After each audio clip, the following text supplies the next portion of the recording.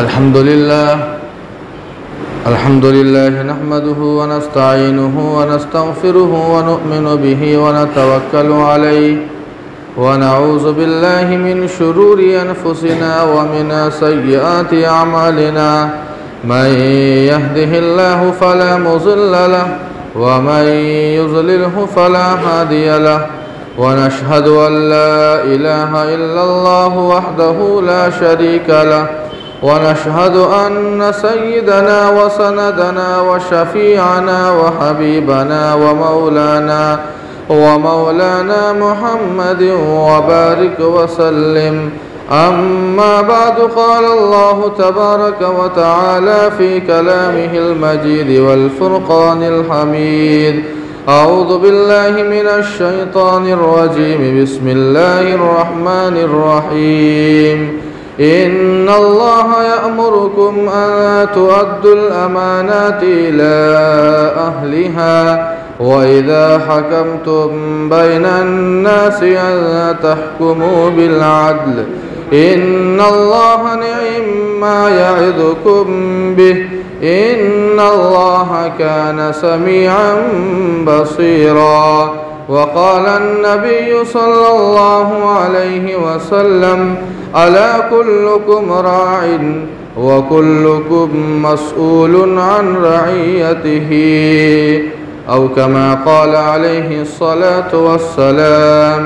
सदक़ल्लाहु मौलानल अज़ीम व सदक़ रसूलुहुन नबियुल करीम व नहनु अला ज़ालिका लमिनश शाहिदीन वश्शाकिरीन वल्हम्दुलिल्लाहि रब्बिल आलमीन। मोहतरम हाज़रीन जुमा, अज़ीज़ान गिरामी और दूर दराज से तशरीफ़ लाए हुए हमारे दीनी भाइयों, बुज़ुर्गों और दोस्तों, हम और आप जिस दौर से गुज़र रहे हैं, जिस ज़माने से गुज़र रहे हैं, ये फितनों का दौर है। आए दिन हमें और आपको एक नया फितना सुनने को मिलता है। हर इंसान जिससे हम और आप मिलते हैं, हर इंसान की ज़ुबान पर शिकायत होती है। अगर आप किसी वालिद से मिले, किसी बाप से मिले, तो वो अपने बेटे की शिकायत करता है। अगर आप बेटा से मिले तो वो बाप की शिकायत कर रहा होता है। अगर आप माँ से मिले तो एक माँ अपनी बेटी की शिकायत कर रही है, और बेटी से आप मिलेंगे तो वो बेटी अपनी माँ की शिकायत कर रही है। एक सास है, अगर आप उससे मिलेंगे तो एक सास अपनी बहू की शिकायत करती है, और एक बहू अपनी सास की शिकायत कर रही होती है। एक भाई से मिले तो दूसरे भाई की शिकायत कर रहा है। चचा से मिले तो भतीजे की शिकायत कर रहा है। भतीजे से मिले तो चचा की शिकायत करता है। मुक्तदी से मिले तो इमाम की शिकायत कर रहा है, और इमाम से मिले तो मुक्तदी की शिकायत करता है। गुरु से मिले तो चेला की शिकायत कर रहा है, और चेला अपने गुरु की शिकायत करता है। एक हाकिम अपने रियाया की शिकायत कर रहा है, और एक आवाम और एक रियाया अपने अमीर और अपने हाकिम की शिकायत करता है। मालूम ये हुआ कि आप जिससे भी आप मिलेंगे, हर एक की ज़ुबान पर शिकायत ही शिकायत है। अगर बिज़नेस का पार्टनर है, अगर शरीक तिजारत है, तो वो अपने दूसरे शरीक और दूसरे बिज़नेस के पार्टनर की शिकायत करता है। हर एक का मामला यही है। हर इंसान शिकायत करने में मुब्तला है। लेकिन हमने और आपने कभी ये गौर नहीं किया कि आखिर एक बाप अपने बेटे की शिकायत क्यों करता है? एक बेटा अपने बाप की शिकायत क्यों कर रहा है? एक माँ अपनी बेटी की और बेटी अपनी माँ की शिकायत क्यों करती है? एक सास अपनी बहू की और बहू अपनी सास की क्यों शिकायत करती है? एक इमाम अपने मुक्तदी की और मुक्तदी अपने इमाम की क्यों शिकायत कर रहा है? एक उस्ताद अपने शागिर्द और शागिर्द अपने उस्ताद की शिकायत कर रहा है। एक रियाया अपने हाकिम की शिकायत क्यों कर रहा है? और हाकिम और बादशाह अपनी रियाया की बुराई और शिकायत करने में मुब्तला है। उसके पीछे की वजह क्या है? अल्लाह ताला ने दुनिया में जितनी भी चीज़ों को पैदा किया है, हर चीज़ को अल्लाह ताला ने तवाज़ुन और एतदाल के साथ पैदा किया है। इसीलिए अल्लाह ताला ने इस उम्मत की खुसूसियत बयान करते हुए दूसरे पारे के पहले सफ़े में इरशाद फरमाते हैं अल्लाह ताला, वकज़ालिका जअलनाकुम उम्मतन वसता। इस उम्मत की हैसियत को अल्लाह ने बयान किया कि हमने तुम्हें उम्मत वस्त बनाया है, एतदाल वाली उम्मत बनाया है। और एक इंसान एतदाल पर और तवाज़ुन पर उसी वक्त टिक सकता है जब किसी से ले तो उसे वापस भी करे। अगर हम लेना जानते हैं तो उसे देना भी जाने। हर एक की ज़ुबान पर शिकायत है। हाज़रीन, हर इंसान दूसरों की कमियां तलाशने में मुब्तला है। इंसान को अपनी कमी नज़र नहीं आती, तो इंसान अगर शिकायत कर रहा है तो उसके पीछे की कोई न कोई वजह ज़रूर है। इस दुनिया में अल्लाह ताला ने हर एक इंसान के ऊपर दूसरे का हक रखा है। कोई इंसान किसी से मुबर्रा नहीं है। हर इंसान के ऊपर अल्लाह ताला ने हक रखा है। और इंसान जब तक दूसरों के हुकूक अदा करता रहेगा, कभी भी कोई फितना खड़ा नहीं होगा, कोई इख्तलाफ या कोई शिकायत सुनने को नहीं मिलेगी। हम और आप शहर लेवल पर नहीं बल्कि एक दुनिया लेवल पर हम और आप गौर करें तो आपको मालूम होगा कि जहां भी फितना अगर खड़ा होता है तो उसके पीछे की सबसे बड़ी वजह यही है कि एक दूसरे के हुकूक को अदा नहीं किया जाता है। एक दूसरे के हुकूक को अदा नहीं किया जा रहा है। हर इंसान इस कोशिश में लगा हुआ है कि किसी तरह हम अपने भाई की ज़मीन को या हम किसी के माल को हड़प लें। हर इंसान दूसरे के हुकूक को ज़ाय करने और दूसरे के हुकूक को छीनने और दूसरों की प्रॉपर्टी पर कब्ज़ा करने की कोशिश में लगा हुआ है। इमाम गज़ाली रहमतुल्लाह अलैह ने एक वाक़या बयान फरमाया है। एक शख्स बड़ा नेक था, बड़ा दीनदार, अपने ज़माने का बड़ा दीनदार इंसान था, नमाजी था, कई हज किए हुए थे, उसकी पेशानियों पर सजदे के निशानात थे। हर इंसान समझ सकता है, लोग उस पर एतमाद करते। नमाजी इंसान है, दीनदार इंसान है, उसके चेहरे से, उसकी पेशानियों से नूरानियत टपक रही थी। जब उसका इंतकाल होता है तो इमाम गज़ाली रहमतुल्लाह अलैह ने ख्वाब में उस शख्स से पूछा कि क्या हाल रहा, अल्लाह ताला ने तुम्हारे साथ क्या मामला किया।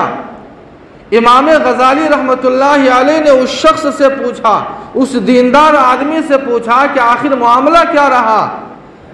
उस शख्स ने कहा कि सब कुछ ठीक रहा लेकिन एक जगह मामला अटक गया, और वो मामला ये था कि मैंने अपनी ज़िंदगी में किसी से सुई ली थी। सुई मामूली चीज़ है, मैंने उसे वापस नहीं किया, मैंने उसे वापस नहीं किया। अल्लाह ताला ने सारे गुनाहों को माफ़ कर दिया है, लेकिन मेरा मामला अटक गया सुई के ऊपर, इसलिए मुझे अल्लाह ताला ने जन्नत से महरूम कर दिया। अब क़यामत जब कायम होगी और जिसकी सुई ली हुई थी उससे मुकाबला होगा, आमना और सामना होगा, उसके बाद ही कोई मामला मेरा तय होगा कि मुझे जन्नत में जाना है या जहन्नम में जाना है। इतना बड़ा दीनदार इंसान जो नमाजों का पाबंद है, लेकिन महज एक सुई की वजह से मामला अटक गया है। हम और आप सुई नहीं, कई प्रॉपर्टियां हमने हजम कर लिया है, लाखों रुपया हमने हजम कर दिया है, लेकिन हमें एहसास नहीं होता है कि आखिर हम और आप क्या कर रहे हैं। बड़ा अच्छा लगता है, किसी के माल को हड़पने और खाने में बड़ा अच्छा लगता है, लेकिन इंसान को अगर ये खौफ पैदा हो जाए, इंसान के अंदर ये तड़प पैदा हो, ये फिक्र पैदा हो जाए, एक एक पाई का अल्लाह के सामने हिसाब देना है, तो खुदा की कसम कोई इंसान किसी का हक नहीं लेगा और दुनिया में अमन और शांति का माहौल पैदा हो जाएगा। आप किसी भी समाज और मोहल्ले में चले जाए तो हर इंसान को एक दूसरे से शिकायत है। सबसे बड़ी वजह यही है कि एक इंसान दूसरे का हक नहीं अदा करता है। और हुकूक की जहाँ तक बात है तो हुकूक में सबसे पहला हक अगर किसी का है तो हमारे नफ्स का है, हमारी जान का है। अल्लाह के नबी अलैहिस्सलातु वस्सलाम ने इरशाद फरमाया, वली नफ्सी का अलैका हक़्क़ुन, तेरे ऊपर तेरे नफ्स का हक है, तेरे बदन का हक है। सबसे पहला यह हक है। अल्लाह के नबी सौमुल विसाल रखा करते थे, मुसलसल रोज़े रखा करते थे। 3 सहाबाए किराम ने अल्लाह के नबी अलैहिस्सलातु वस्सलाम की देखा देखी में रोज़ा रखना शुरू किया, सौमुल विसाल शुरू कर दिया, यानी मुसलसल रोज़े रखना शुरू कर दिया। कुछ दिनों के बाद नकाहत पैदा हो गई, कमज़ोरी आ गई, बीमार पड़ गए, साहिबे फिराश बन गए।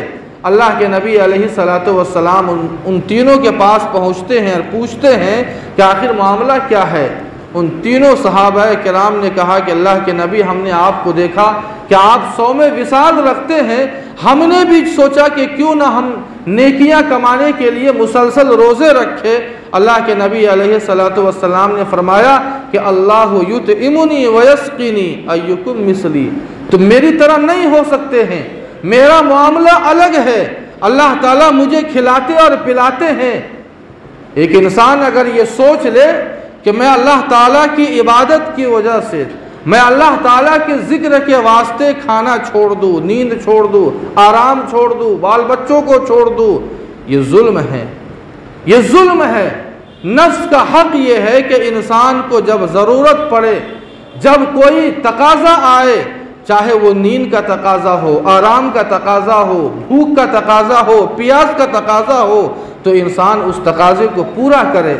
ये नेकी नहीं है कि इंसान सारी चीज़ों को छोड़कर अल्लाह की इबादत में मशगूल हो जाए, भूख प्यास को भूल जाए, इंसान आराम को भूल जाए। ये नफ्स का हक ये नहीं है। नफ्स का हक ये है कि इंसान अगर, हमारा बदन अगर आराम चाहता है तो हम उसे आराम दे। हमारा बदन अगर कोई ख्वाहिश जाहिर कर रहा है तो शरीयत के दायरे में रहते हुए हम और आप उसकी ख्वाहिश को भी पूरी करें। ये बदन का हक है। अल्लाह के नबी फरमाते हैं, वली ज़ौजिका अलैका हक़्क़ुन, तुम्हारे ऊपर तुम्हारी बीवी का भी हक है। शौहर का अल्लाह ताला ने बीवी के ऊपर हक रखा, बीवी का शौहर के ऊपर हक रखा। एक दूसरे का एहतराम करे। इसलिए जब शादी होती है, निकाह होता है, तो दूल्हे से ये कहलवाया जाता है कि तमाम ज़रूरियात की किफ़ालत का ज़िम्मेदार मैं हूँ, अलावा नानो नफ़क़ा के तमाम ज़रूरियात की किफ़ालत अब मैं करूँगा। मैं जिससे शादी कर रहा हूँ, मैं उसकी तमाम ज़रूरियात, खाना पीना, कपड़ा लत्ता, दवा, ये सारी चीज़ों की किफ़ालत मैं करूँगा। ये बीवी का हक है शौहर पर कि शौहर अपनी बीवी की तमाम ज़रूरियात पूरी करे, ये हक है।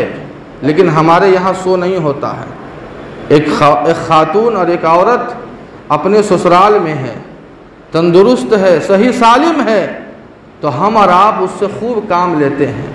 लेकिन अगर ज़रा सा बुखार आ जाए, अगर बीमार पड़ जाए, तो हम गाड़ी करके उसे मैके भेज देते हैं। जब वो तंदुरुस्त थी, सेहतमंद थी, तो हमने उससे खूब काम लिया। लेकिन जब वो बीमार पड़ गई तो हमने उसे मैके भेज दिया, माँ बाप के पास भेज दिया। ये क्या जुल्म है? ये हमारी जिम्मेदारी है। एक बीवी का हक है कि अपने शौहर की अमानत की हिफाजत करे, अपने शौहर की इज्जत की हिफाजत करे, उसकी ज़रूरियात का ख्याल रखे। एक दूसरे के ऊपर हक है। वालिदैन का अल्लाह ताला ने औलाद पर हक रखा और औलाद का हक अल्लाह ताला ने वालिदैन के ऊपर रखा। शादी के बाद अगर बच्चा हो तो अल्लाह ताला, अल्लाह के नबी अलैहिस्सलातु वस्सलाम ने इरशाद फरमाया कि अब तुम्हारे ऊपर, वालिदैन से अल्लाह के नबी फरमाते हैं कि अब तुम्हारे ऊपर तुम्हारे बच्चों के हुकूक आयद हो जाते हैं। 3 हुकूक, बुनियादी 3 हुकूक अल्लाह के नबी अलैहिस्सलातु वस्सलाम ने इरशाद फरमाए हैं। सबसे पहला हक अल्लाह के नबी फरमाते हैं कि कि अपने बच्चों का अच्छा नाम रखो। अल्लाह के नबी ने क्या कहा? अच्छा नाम रखो, अच्छा। और हम और आप किसके चक्कर में रहते हैं? नए नाम के चक्कर में।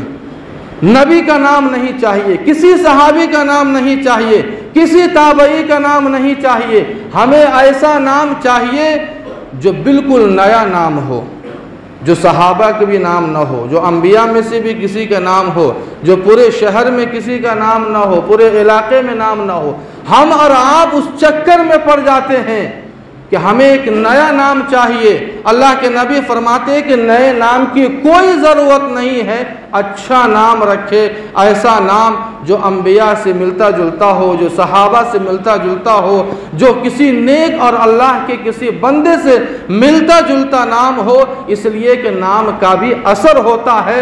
अल्लाह के नबी फरमाते हैं कि ये पहला हक है कि हम और आप अपने बच्चों का अच्छा नाम रखें। सहाबा किराम के नामों को आप खंगालिए तो आपको मालूम होगा कि एक नाम से हज़ारों सहाबा किराम है और दसियों किताबें मौजूद हैं। आप उन किताबों का मुताला करेंगे तो आपको मालूम होगा कि लंबी फहरिस्त है। अब्दुल्ला नाम से अब्दुल्ला, अब्दुल्ला, अब्दुल्ला, मोहम्मद, मोहम्मद, आप देख लीजिए। हज़ारों एक नाम से सहाबा किराम और मुहद्दिसीन के नाम है। एक कब्रिस्तान है, गालिबन उज़्बेकिस्तान में है शायद। उस कब्रिस्तान की खुसूसियत ये है कि उसमें तकरीबन 40,000 या 40 जो भी रिवायत हो, उतने मुहद्दिसीन वहाँ मदफून है। और उसकी खुसूसियत ये है कि सिर्फ उन्हीं मुहद्दिस को वहाँ दफन किया जाता है जिनका नाम मोहम्मद से शुरू होता हो। एक नाम से हज़ारों लोग मौजूद है, लेकिन हमें अच्छा नाम नहीं चाहिए, हमें नया नाम चाहिए, हमें नया नाम चाहिए। इसलिए हम और आप, ये पहला हक है। और दूसरा हक अल्लाह के नबी फरमाते हैं बच्चों का वालिदैन के ऊपर, उसे अच्छी तालीम दें। अच्छी तालीम का मतलब ये नहीं है कि हम पूरी ज़िंदगी जो है दीनी तालीम में उसे लगाए रखें। अच्छी तालीम का मतलब ये है कि हम मदरसे की भी तालीम दें और स्कूल की भी तालीम दें। दीनी तालीम से भी आरास्ता करें और दुनियावी तालीम से भी आरास्ता करें, लेकिन दुनियावी तालीम को हम मकसद न बनाए। अगर हमने अपने बच्चों के लिए मकसद के तौर पर दुनियावी तालीम को मुंतखब किया तो यही बच्चे कल होके हमें जूता मारेंगे। फिर हम और आप शिकायत करते हैं। एक वो बच्चा जो दीनी तालीम से आरास्ता है, वह अपने वालिदैन की इज्जत करता है, कद्र करता है। लेकिन एक वो बच्चा जो दुनियावी तालीम से आरास्ता है, जो डॉक्टर और इंजीनियर बन के हमारे घर में आता है, तो मामला उल्टा हो जाता है। वह अपने वालिदैन की इज्जत नहीं करेगा, वालिदैन उसका एहतराम करते हैं, वालिदैन उसकी इज्जत करते हैं कि डॉक्टर साहब है, इंजीनियर साहब है। लेकिन दीनी तालीम की खुसूसियत ये है कि मदरसे से पढ़ा हुआ अगर कोई तालिब इल्म आता है तो अपने समाज के लोगों की, अपने घर के लोगों की और अपने जो है अड़ोस पड़ोस सबों की वो इज्जत करता है। ये फ़र्क है। तो अच्छी तालीम का मतलब ये है कि हम दोनों तालीम दें। और आखिरी और तीसरा हक अल्लाह के नबी फरमाते हैं कि बच्चों का वालिदैन के ऊपर ये है कि हम और आप उसकी अच्छी जगह शादी कर दें। अच्छी जगह का मेयार हमारे और आपकी नज़रों में क्या है? अल्लाह के नबी अलैहिस्सलातु वस्सलाम ने हज़रत अबू हुरैरा रज़ी अल्लाहु अन्हु से इरशाद फरमाया, तुनकहुल मरअतु लिअरबइन लिमालिहा वली जमालिहा वली हसबिहा फज़फर बिज़ातिद्दीन तरिबत यदाक। अल्लाह के नबी फरमाते हैं कि ये 4 चीज़ें ऐसी हैं कि जिन 4 चीज़ों की वजह से निकाह दुनिया में होगा। हम और आप हुस्न को देखकर किसी के हुस्न पे हम फरेफ्ता हो गए, दिल आ गया, हुस्न की वजह से हम शादी करते हैं। अल्लाह के नबी दूसरी चीज़ फरमाते हैं वली माल, यहाँ माल देखा, प्रॉपर्टी है, खूब जायदाद है, 50 बीघे ज़मीन है, अगर शादी कर लेंगे तो कल होके उसका मालिक हम ही तो होंगे और कौन होगा। वली माल यहाँ। और तीसरी चीज़ अल्लाह के नबी फरमाते वली हसब, यहाँ ख़ानदान बड़ा ऊँचा ख़ानदान है, नामी ख़ानदान है, हम उसमें शादी करेंगे तो हमारा नाम होगा। अल्लाह के नबी अलैहिस्सलातु वस्सलाम फरमाते हैं कि ये चाहे हुस्न हो या माल हो या हसब या नसब हो, कामयाबी इन चीज़ों पर नहीं है। अल्लाह के नबी अलैहिस्सलातु वस्सलाम फरमाते हैं हज़रत अबू हुरैरा रज़ी अल्लाह अन्हु से कि फ़ज़फ़र बिज़ातिद्दीन तरिबत यदाक, कि तेरा सत्यानाश हो, तू दीनदारी को मुंतखब कर, दीनदारी का इंतखाब कर, पहले दीनदारी को देख। अल्लाह के नबी अलैहिस्सलातु वस्सलाम इरशाद फरमाते हैं कि हम और आप शादी के मौके पर सबसे पहले हम दीनदारी को देखें। अब इसका यह मतलब नहीं है कि हम महज दीनदारी ही को देखेंगे, लेकिन सबसे पहले हम और आप दीनदारी को देखें। अगर दीनदारी के साथ माल आ रहा है, अगर दीनदारी के साथ हुस्न आ रहा है, अगर दीनदारी के साथ हसब और नसब आ रहा है तो बड़ी अच्छी बात है। नूरुन अला नूर, सोने पे सुहागा, नहले पे दहला, ये बहुत अच्छी बात है। लेकिन दीनदारी को हमने छोड़ दिया, माल का इंतखाब किया, हुस्न का इंतखाब किया, हसब और नसब का इंतखाब किया। नतीजा उसका यह होता है कि उस वही बहू दूसरे दिन हमारे और आपके ऊपर जूते चलाना शुरू कर देती है। इसलिए अल्लाह के नबी हज़रत अबू हुरैरा से फरमाते हैं कि फ़ज़फ़र बिज़ातिद्दीन तरिबत यदाक, कि दीनदारी को तो मुक़द्दम रख जिस पर अल्लाह ताला ने दीन और दुनिया दोनों की कामयाबी रखी है। और वालिदैन का हक़ औलाद के ऊपर भी है। औलाद, बच्चे अपना हक़ लेने के लिए वालिदैन से लड़ जाते हैं, लेकिन माँ बाप को हक़ देने के लिए अगर माँ बाप वालिदैन बीमार हो जाए, अगर माँ बाप अगर बीमार हो जाए तो हम हक़ लेने के लिए वालिदैन से लड़ जाते हैं। लेकिन आज अगर बीमार है तो हम घर से खिसक जाते हैं, वो जानेगा, भैया जानेंगे, वो दूसरा जानेगा, और आपको रोड पे से नहीं लाया था। जितना दर्द उस बेटे को पैदा करने में हुआ था वही दर्द आपको भी पैदा करने में हुआ था। हम हक़ लेने में सबसे आगे रहते हैं, लेकिन वालिदैन को हक़ देने में सबसे पीछे हो जाते हैं। दोनों का एक दूसरे के ऊपर अल्लाह ताला ने हक़ रखा है। ये वालिदैन का औलाद के ऊपर, औलाद का वालिदैन के ऊपर हक़ है। हाज़रीन, ये सबसे बुनियादी चीज़ है दुनिया के अंदर, जिसकी ज़ुबान पर भी शिकायत है या फितने और फसाद है। एक पार्टनर है, एक दुकान चलाता है, वहाँ का भी मामला उल्टा है। साथ में दोनों ने अहद किया लेकिन नीयत ख़राब हो गई। हमने रिश्तेदार से पैसा लिया 50,000 रुपया, लेकिन नीयत ख़राब हो गई। क्या अच्छा परिवार है, क्या ज़रूरत है उन्हें पैसा लेने लौटाने की। मामला क्या होता है, फितने तक आ जाता है। इसलिए हम और आप हर मुमकिन ये कोशिश करें कि हम और आप एक दूसरे का हक़ देने में सबसे आगे रहे। पड़ोसियों का हक़ है हमारे और आपके ऊपर, हमारे और आपके ऊपर पड़ोसियों का भी हक़ है। हर एक का हक़ अल्लाह ताला ने एक दूसरे के ऊपर रखा है। अला कुल्लुकुम राइन व कुल्लुकुम मसऊलुन अन रईयतिही। अल्लाह के नबी फरमाते हैं कि ख़बरदार, हर इंसान ज़िम्मेदार है, हर इंसान ज़िम्मेदार है। कोई ये न समझे कि वो फ़लाँ ज़िम्मेदार है, वो फ़लाँ ज़िम्मेदार है। हर इंसान ज़िम्मेदार है। और कल क़यामत के दिन अल्लाह ताला हर इंसान से अपने मातहतों के ताल्लुक़ से पूछेगा कि तुमने अपने मुलाजिमों के साथ, तुमने अपनी औलाद के साथ, तुमने अपनी बीवी के साथ, तुमने अपने बच्चों के साथ या तुमने अपने मातहतों के साथ क्या सलूक किया। जब मामला एक सुई की वजह से फंस सकता है तो यहाँ प्रॉपर्टी और लाखों हमने हजम किया है, तो बताइए क्या होगा। हमारे लिए कोई इम्कान है बचने का। इसलिए हमारा आप कोशिश करें, अहद करें, चाहे वो भाई का हक हो। एक भाई है, बाप का इंतकाल हो जाए, उस भाई की जिम्मेदारी है कि अपने भाइयों को हक दे, बहनों को हक दे। भाइयों को तो बहरहाल दे भी दिया जाता है, लेकिन बहन को नहीं दिया जाता है। बहनों को आम तौर पर नहीं दिया जाता है। और क्या कहता है, बाप ने शादी के मौके पर जहेज दे दिया, वही हिस्सा है। जब बेटी की शादी में जहेज दिया, खर्च किया, तो क्या बेटे की शादी में, बेटा की शादी में खर्च नहीं होता है? एकदम होता है। खर्च तो दोनों में हो रहे हैं, तो तू क्यों प्रॉपर्टी का मालिक बना हुआ है? इससे अच्छा है कि किसी मस्जिद या मदरसे को वक्फ कर दे। ये जुल्म है। जहां हम भाइयों को देते हैं वहां बहनों को भी अल्लाह ताला ने हक रखा है, लेकिन ऐसा नहीं होता है। हुकूक बहुत सारे हैं, लेकिन हम और आप सिर्फ इतना याद रखें कि अल्लाह ताला ने हमारे ऊपर हर एक का हक़ रखा है।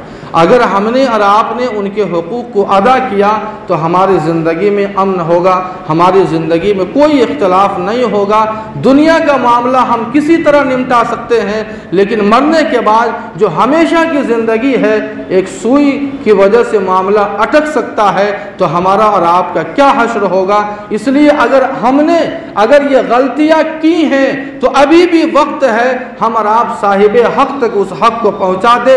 अगर नहीं पहुँचा सकते हैं, यानी ताकत नहीं है, इस्तिताअत नहीं है, तो उस हक़ वाले से हम दुनिया में माफ़ी तलाफ़ी करा ले, तभी हमारी गाड़ी निकल सकती है। वरना अगर हमारी गाड़ी फंस गई, मामला अगर फंस गया, तो याद रखें वहाँ कोई हमारी मदद करने को तैयार नहीं होगा, ना कोई दोस्त होगा, ना यार होगा, ना शौहर, ना बीवी, कोई नहीं होगा। अल्लाह पाक हम सबों को अमल की तौफ़ीक़ अता फ़रमाए। व आखिर दावाना अनिल हम्दुलिल्लाहि रब्बिल आलमीन।